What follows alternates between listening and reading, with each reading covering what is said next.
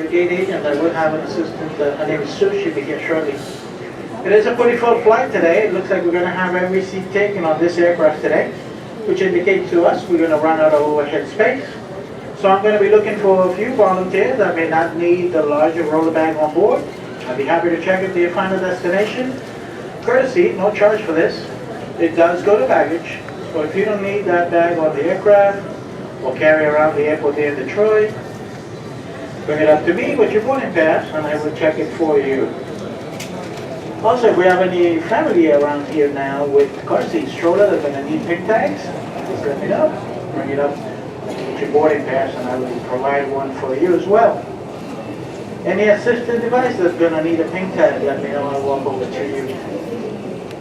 Our flight should be landing here probably about quarter after the hour.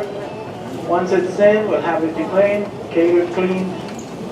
Once they give us the okay, we'll start boarding. Once we start boarding, folks, I do appreciate if you guys could grab those seats as soon as possible so we can make an on-time departure. Any questions, feel free to come up. Sue just walked in.